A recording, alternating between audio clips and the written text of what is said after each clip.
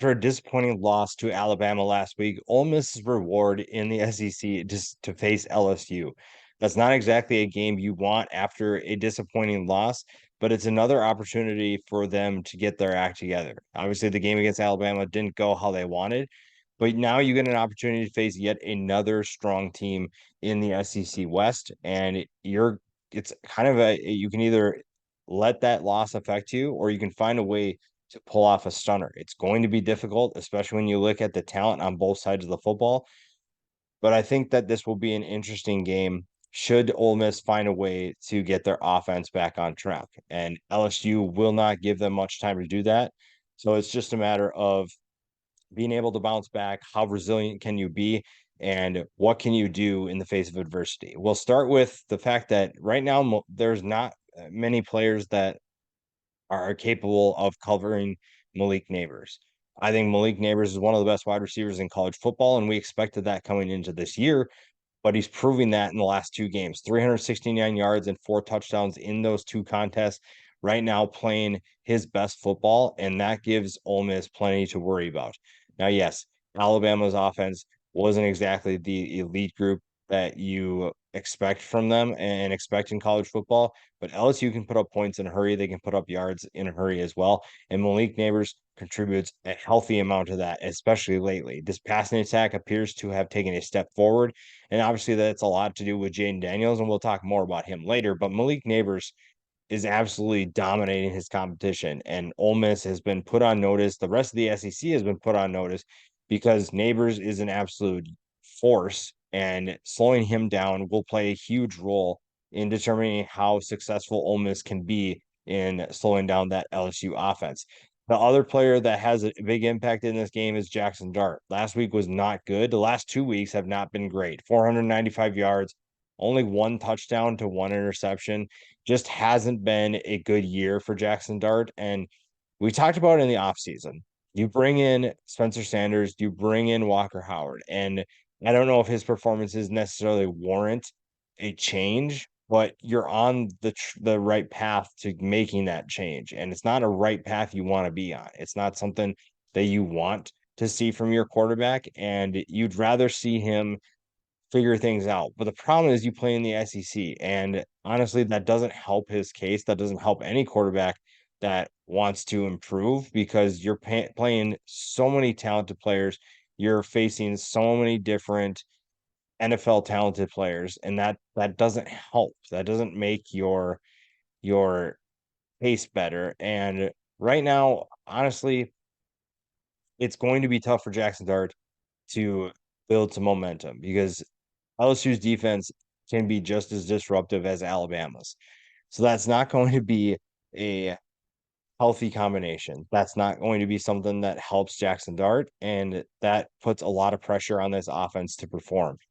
When you look at the talent against LSU, I think the secondary for LSU, there are definitely some weaknesses you can exploit, but again, that falls on Jackson Dart. And if he can't find those holes and if he can't find those weaknesses, it's not going to matter how good or bad LSU's secondary is. It's on Dart to figure that out, and it's on this offense to take a step forward. I think that if Quinshon Judkins is healthy, that helps Jackson Dart tremendously. Not to say necessarily that he's going to open up the field through the passing game, but it'd be nice to see a guy who a lot of people expected to be the best running back in college football fully healthy. I don't think we've seen him quite yet, even though he's participated in multiple games. I think that a healthy Quinshon Judkins changes the dynamic of this offense. And then if that happens, the running game gets going. Jackson Dart can finally get things going how he wants to. A player that they definitely have to watch out for on LSU's defense is Harold Perkins, and that shouldn't be a surprise. Everyone knew who Harold Perkins was coming into this year, and all he has done is prove that he is still that guy. He is still a menace to society. He is a menace to any offensive line that he faces, and he's still adapting to his new role as a stand-up linebacker, but he's still an absolute force when it comes to rushing off the edge. LSU is figuring out how to balance his use in terms of if he's just stand-up linebacker and playing there or sending him off the edge. And right now, I think he's really kind of figuring that role out. I think that he's gaining a lot of confidence in his new role, his new position, and that's really exciting if you're an LSU fan. I think that creates a lot of challenges for any team that faces them because Harold Perkins can be so versatile in what he does. He's so athletic to be able to cover guys in space. He can spy quarterbacks. He can also rush the passer. He's a multi-talented, multi-skilled player who can have a huge impact on any game because he affects the game so much where you can almost take extra attention from an offense, extra resources. So you have running backs chipping, tight ends chipping, and that opens things up for other players to have one-on-one matchups, to have favorable matchups that you don't necessarily expect. Now, that's going to affect Ole Miss's offense, but it also helps LSU get their offense the ball back. We talked about Jane Daniels before, and Jane Daniels honestly looks really good as a passer. I think that there's still some things that he must improve on, but you're also looking at a guy who has come a long way in terms of throwing the football. And right now, 90 of 24, 124 on the year, over 1,200 yards, 12 touchdowns to 2 interceptions. Honestly, I was pretty surprised that he was this much better as a passer than Jackson Dart. And obviously that there's some things that both of them can figure out. And Jackson Dart's still a talented quarterback, but Jane Daniels has really taken it to heart and taken his preparation seriously. And you're seeing the results right now. And Jane Daniels is doing what Ole Miss fans really hoped that Jackson Dart could do. But right now, one of those guys is obviously having more success than the other. It's not for a lack of talent, and it's not for a lack of talent around them because both teams are extremely fun to watch. And when they're playing at their best, these are some of the most exciting offenses in college football. And Ole Miss just has to get there. It's just going to be tough against LSU. We already talked about Malik Neighbors, absolute impact player on this game.